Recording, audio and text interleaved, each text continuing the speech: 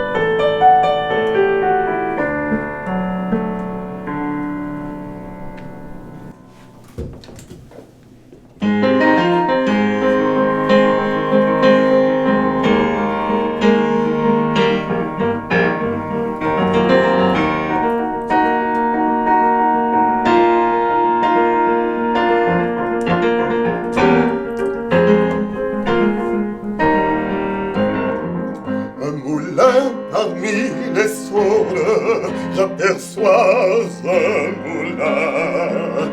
Le bruit de ces aubes résonne au lointain, résonne au lointain. Tu m'appelles, ô riante maison. Quelle aiguille, ta vaillante chanson. En ce lieu, tout m'enchante. J'aimerais y rester. Ô demeure charmante, asile rêvé. Ô demeure charmante, asile rêvé. Au ruisseau, je le gage, quand ton chant m'entraînait. Borné là, mon voyage, tel était ton projet, cher petit ruisselet, c'était là ton projet.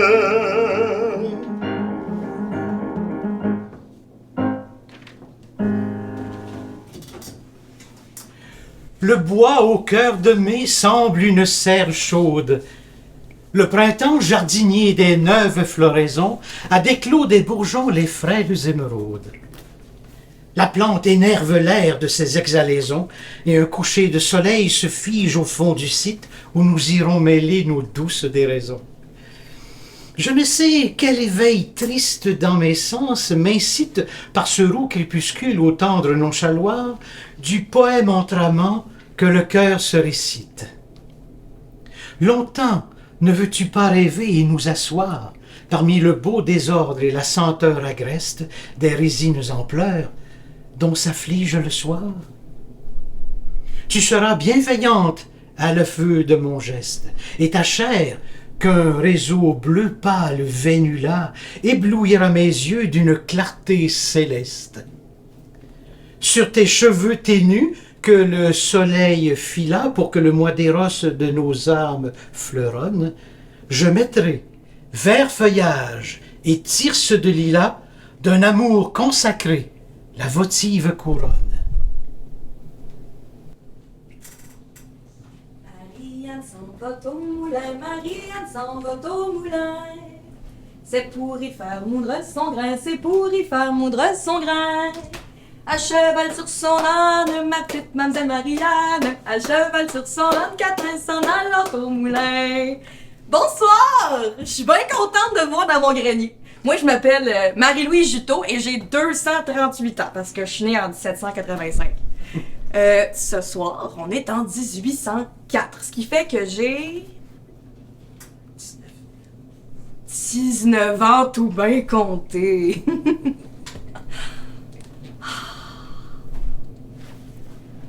J'étais un peu bouleversée. Je pensais jamais revenir au Saut à soir, pardi. Mon beau village de ma jeunesse. Vous autres, là, de la grande ville, savez-vous, tu sais quoi? Le Saut récollet. Hein? Peut-être bien que oui, mais peut-être bien que non, dans le fond. C'est ça. Ben, je vais vous en jaser un petit brin. Vous savez c'est quoi un Saut? S-A-U-L-T. S-A-U-L-T. C'est important, il y a un L là-dedans. Donc, un saut, dans le français de chez vous, ça veut dire des rapides, comme les rapides de la Chine au bord de l'île. Dans mon temps, hein, la rivière était pas tranquille comme dans votre temps. Là. Oh non, il y en avait des rapides, il y en avait des sauts, 3, qui suivaient à la queue leu-leu comme les cages de bois coupés qui descendaient la rivière. Le saut, c'est un tout petit village, mais il est prospère. Puis ça, c'est grâce à mon défunt. Mon premier mari. Mon beau Didier. Lui, c'est l'homme de la place. C'est le meunier. C'est lui qui opère les moulins sur la digue, à peu près par là. Didier Joubert, qui s'appelle. C'est un maître meunier.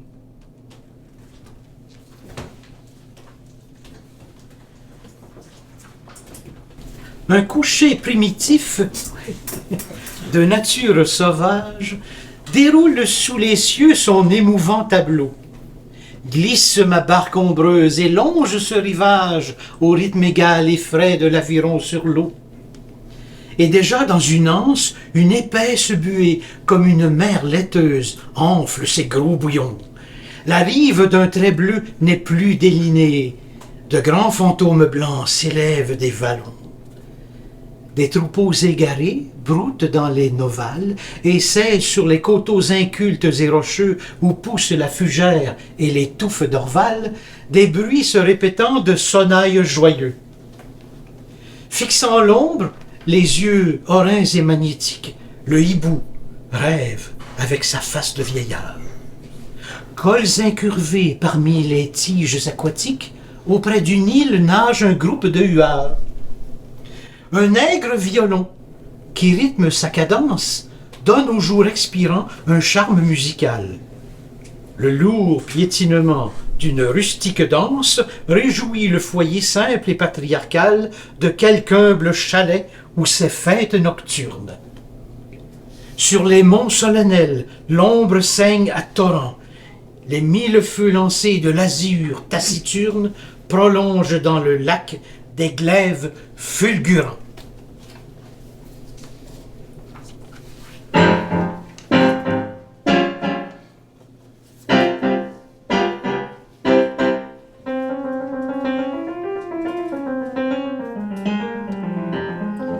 Que ne puis-je au gré de mon zèle me jouer du plus dur labeur? Que ne puis-je par mon ardeur contre tous me nier moi-telle? L'aumônière avec moi songerait peut-être à moi. L'aumônière avec moi songerait peut-être à moi. Ah, toujours pareil tourment, je m'efforce, je m'empresse et déplore ma faiblesse, car tout autre en fait autant, car tout autre en fait autant. Pour la voir, je vais à la veiller. Parmi tous perdus dans l'assemblée, et le maître à tous répète: travailleur, l'œuvre est parfaite, travailleur, l'œuvre est parfaite. Et sa fille alors nous dit: à tous une bonne nuit, à tous une bonne nuit. Que ne puis-je au gré de mon zèle me jouer du plus dur labeur? Que ne puis-je par mon ardeur entre tous me nier ma telle? La meunière avec moi daignerait tourner les yeux vers moi. La meunière avec moi daignerait tourner les yeux vers moi. La meunière avec moi tournerait les yeux vers moi.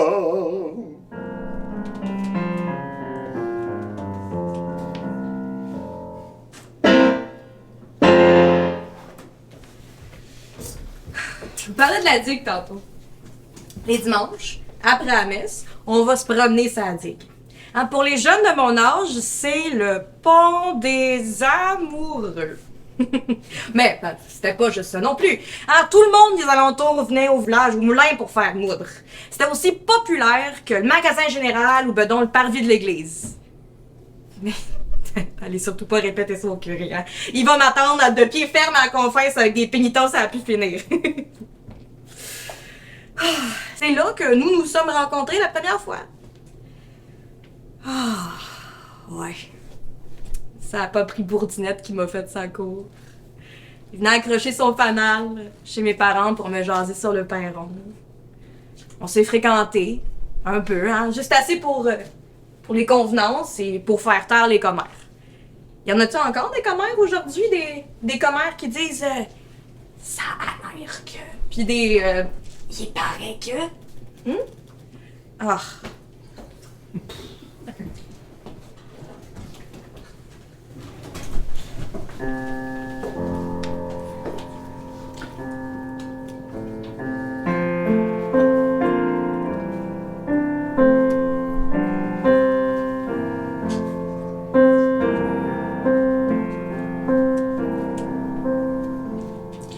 Pour lui parler de mon amour sous sa fenêtre, cher séjour, j'ai mis des fleurs calices bleus, des fleurs pareilles à ses yeux.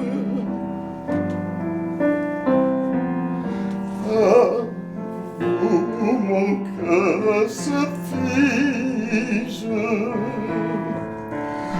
aux fleurs troublées, mamie.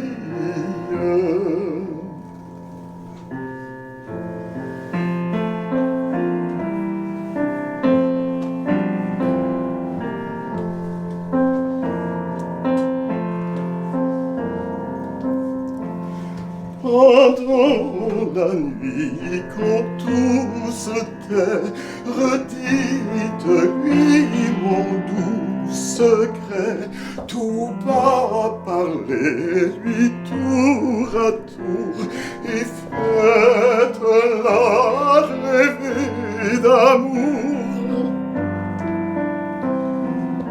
Ô fleur de ma tendresse, oh, chantez ma maîtresse.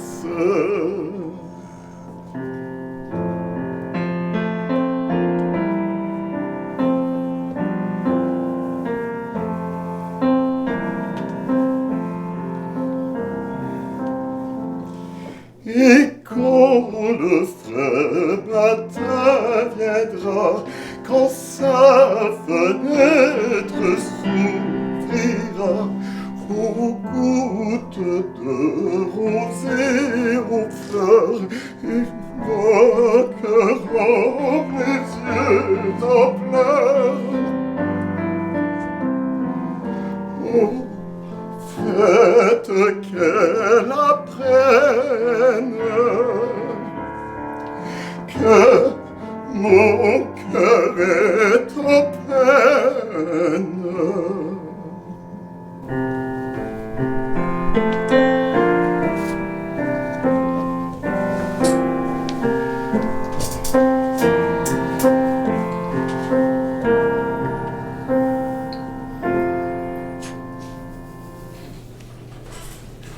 De crainte que trop tôt la coupe ne se vide, mieux vaut dès à présent y boire le plaisir.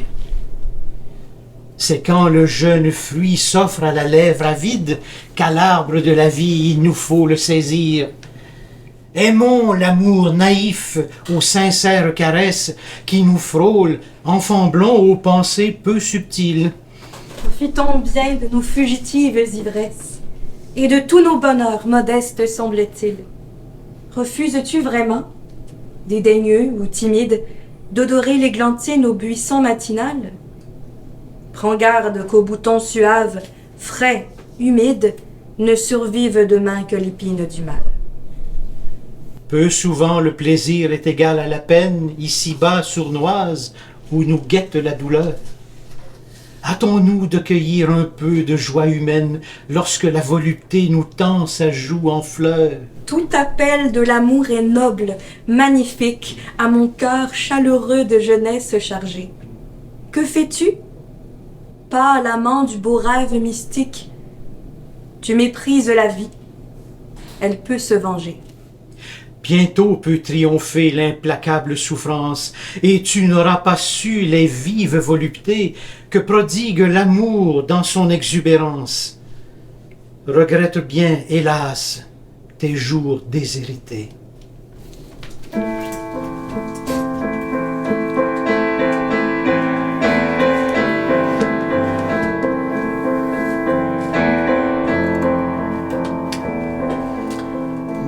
Automne au ciel brumeux, aux horizons navrants.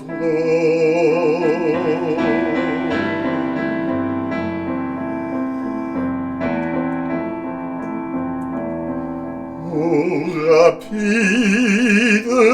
couchants, aux aurores palais. Je regarde couler comme l'eau du torrent tes jours faits de mélancolie.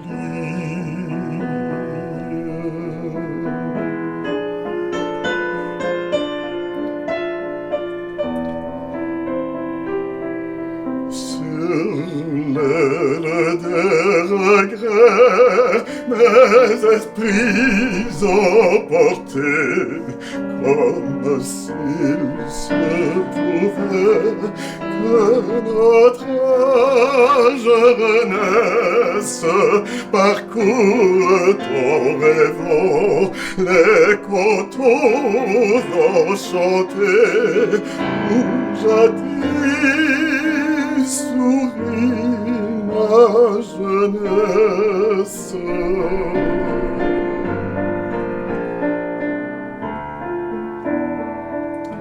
Je sors au clair soleil, aux souvenirs vainqueurs.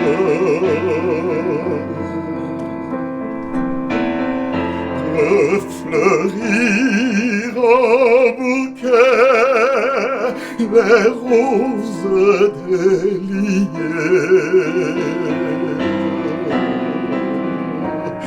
Et monter à mes yeux des larmes quand mon cœur m'éveillant avait oublié.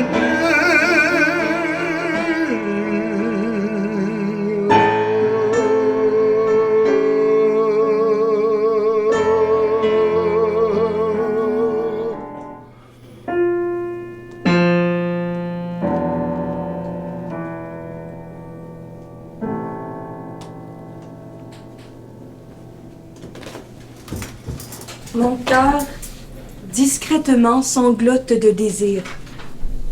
L'heure est grave, odorante et douce à défaillir. Il flotte sur la ville une chaude buée. Les feuilles, unes à peine remuées, frissonnent d'un long rire innombrable et furtif et disent leur extase à l'été sensitif où, lourdes de sommeil, se taisent revirées. Des femmes à pas lents, vierges énamourées, respirent du lilas et ce zéphyr léger qui vient de la montagne aux flancs sains de verger.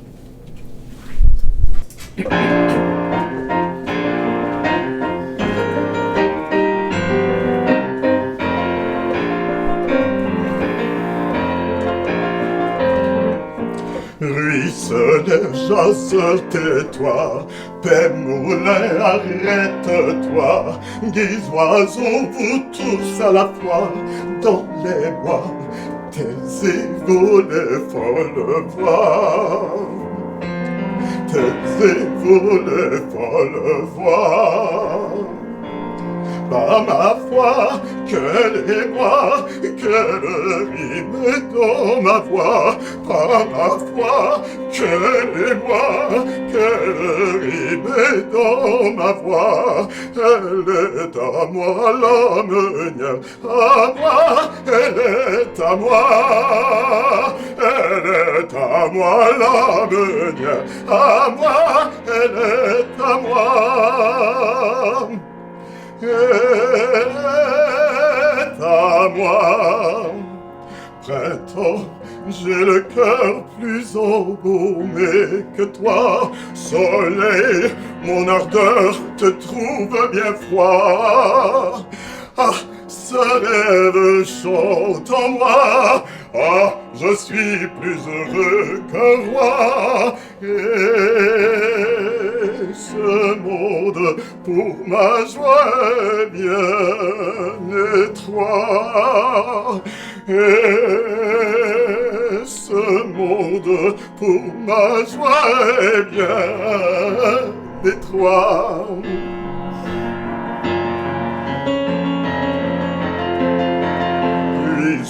Les gens tais-toi, Père Moulin, arrête-toi. Des oiseaux, vous tous à la fois, dans les bois, dans les bois, dans les bois.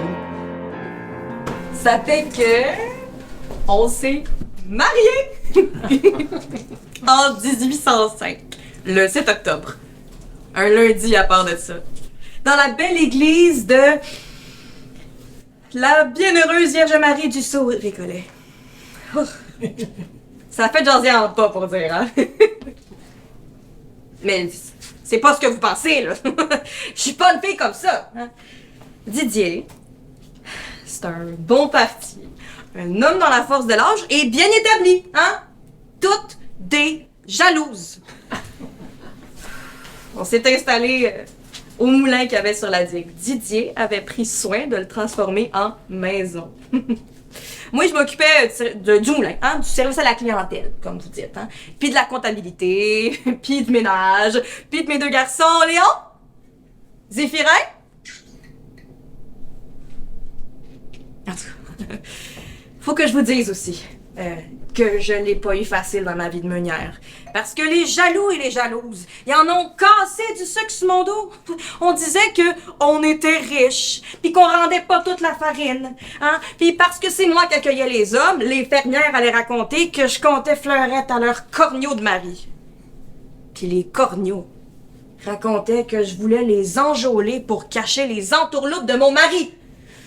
Je me suis toujours tenue debout, drette comme un piquet. J'étais la gardienne de notre réputation et puis je suis pas peu fière de voir que ma maison est encore là. Pas pareil comme dans le temps, mais on se souvient encore de nous autres. La fougère a rougi ses touffes amarantes.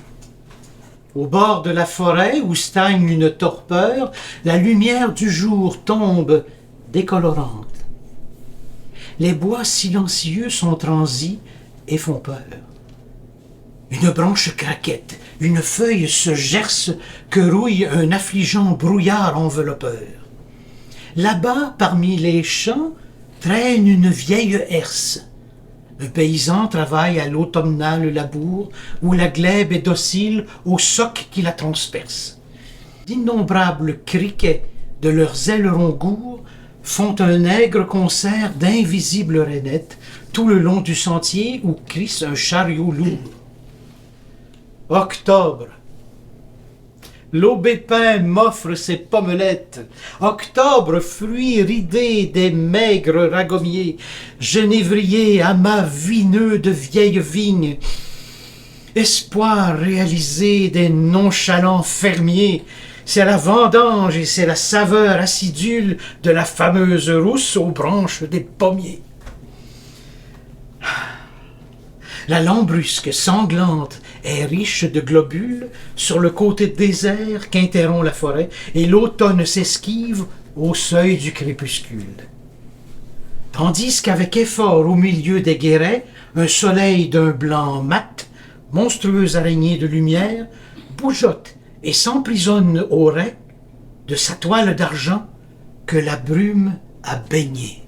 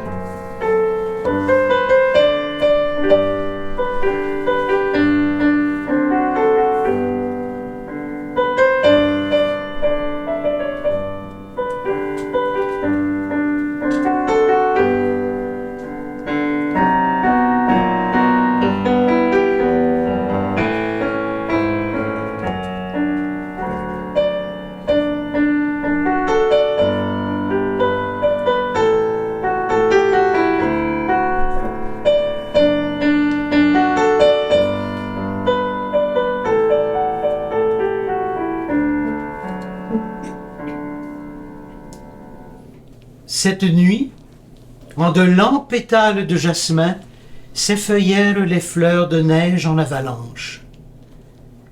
La cité boréale a mis sa robe blanche, que paillettes d'argent l'étincelant matin. Les arbres alignés qui suivent le chemin ont un air rajeuni de fête et de dimanche. Le givre se suspend et pèse à chaque branche et drape sur la pierre un voile de satin.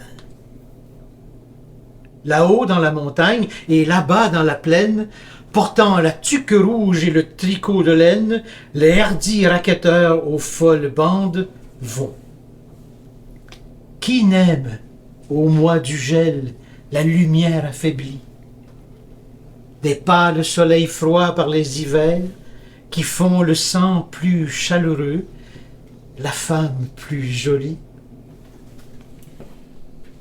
Les seigneurs de Montréal, les suspiciens, avaient bien confiance dans mon mari et puis dans moi aussi. Mais jamais ils n'auraient osé dire qu'une femme pouvait gérer un moulin. Dans le temps, ça se faisait pas. C'est-tu encore de même? Il y a des peut-être, il y a des non. Là. C'est nous qui faisions tourner les moulins pour les seigneurs. Et, en remerciement de nos beaux et loyaux services, les messieurs, comme on les appelait, nous ont offert un terrain. Et c'est drette ici que mon beau Didier a construit en 1806 le pressoir à pommes qui est devenu la maison du pressoir. On a besogné très dur, hein, souvent 7 jours sur 7, hein, tout en participant à l'élargissement de la digue et en faisant tourner le moulin à farine, le moulin à scie, le moulin à candelle à laine, le moulin à clous, puis le pressoir à pommes. On s'est mis tout. Puis, un jour, épuisé par la charge répétée des sacs de grains, partout boucharde, étouffé par la poussière, hein, et puis épuisé par les blessures, hein, sans doute. Mon beau Didier est mort, trop jeune, en plein été, au mois d'août 1821, à 50 ans. Les moulins se sont tus.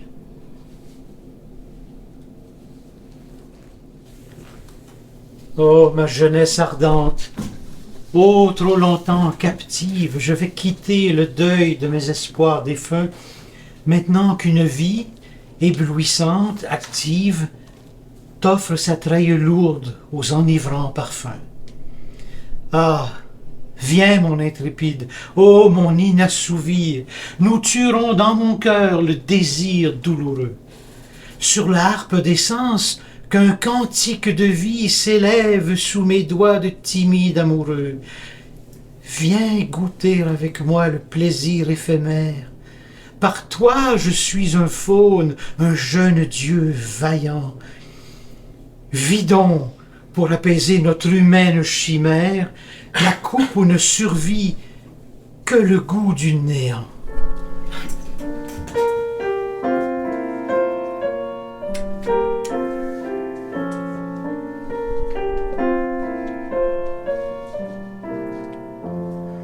Un soir, nous nous penchions ensemble, là-bas, au bord de l'eau.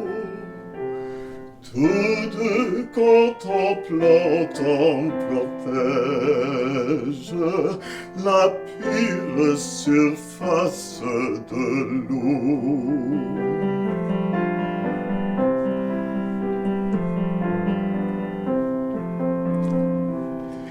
Et dans les flots sans ride brillaient les feux du soir autour du reflet de ma mie, enchaînant mes regards au miroir.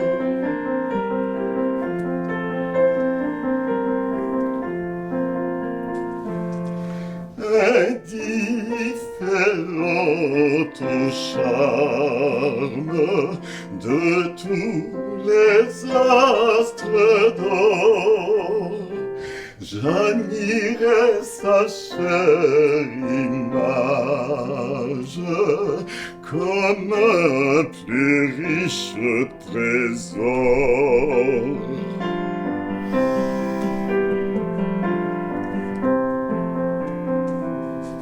Mais elle détournant la tête, soudain disparut du miroir, tandis que les frêles fleurettes au bord s'inclinaient pour la voir.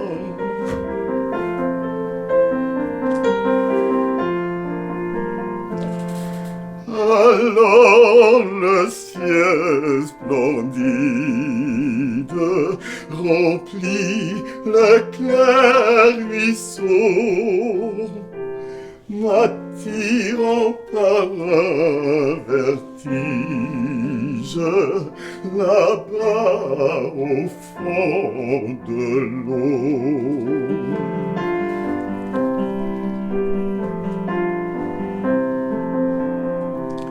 Et l'onde chantait caressante, et moi je pleurais plein d'émoi,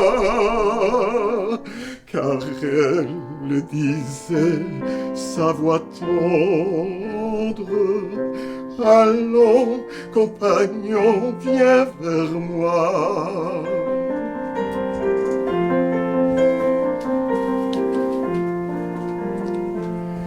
De larmes mes yeux se remplirent, on vit le miroir se troubler. Adieu, voici la pluie, dit-elle, il faut rentrer.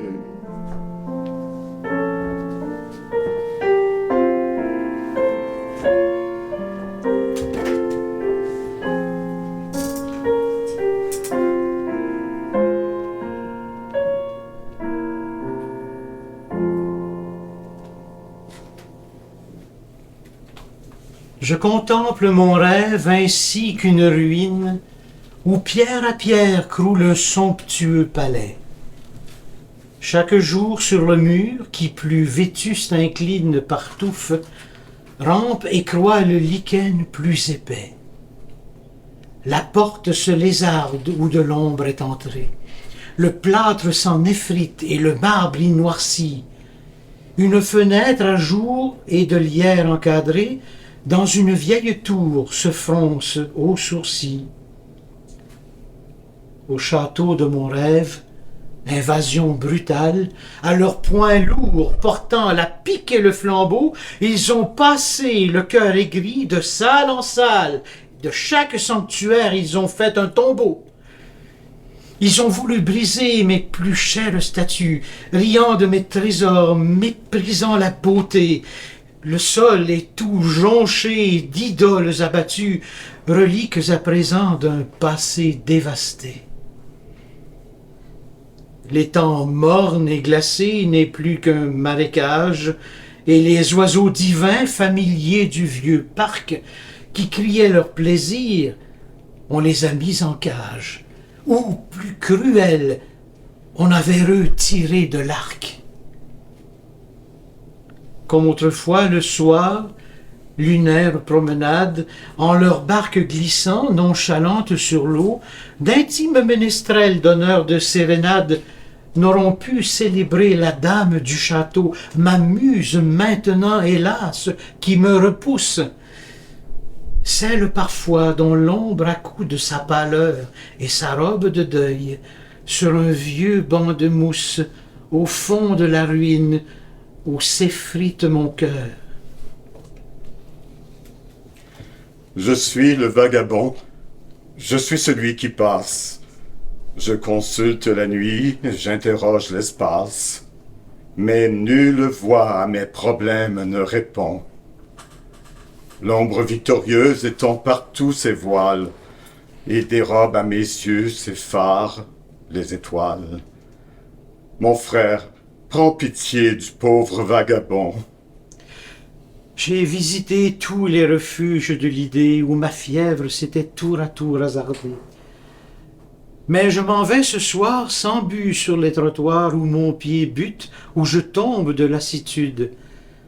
Autour de moi le vide, énigme, incertitude. Que me veut le destin qui frappe mes vouloirs? Il fait triste dans la campagne, sur la route automnale où de l'ombre à de l'ombre s'ajoute. J'ai peur. Qu'entends-je? Qu'est-ce?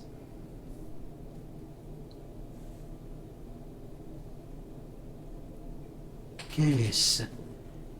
Une ombre se mouvant? Pourquoi faut-il que dans le noir je me hasarde? Qu'est-ce? Le frôlement d'une ombre par mégarde? L'inconnu qui me touche? Ou n'est-ce que le vent? Je suis le vagabond. Pour savoir si la route où j'irai me sera plus déserte, j'écoute. Lorsque monte parfois de mon âme en lambeaux l'écho retentissant d'une rumeur lointaine, rumeur à l'avenir de ma vie incertaine, des voix prophétisées sur d'arides plateaux. Je suis le vagabond, je suis celui qui passe. Je consulte la nuit, j'interroge l'espace. Mais nulle voix à mes problèmes ne répond. L'ombre victorieuse étend partout ses voiles. Et dérobe à mes yeux ses phares, les étoiles. Mon frère, prends pitié du pauvre vagabond.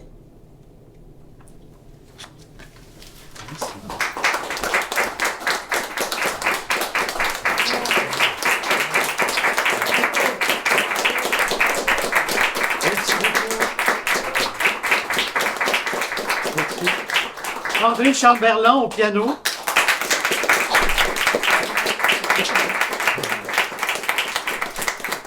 Vanessa Huard-Zamorano en Marie-Louise. Normand Marc Croteau en Didier Joubert.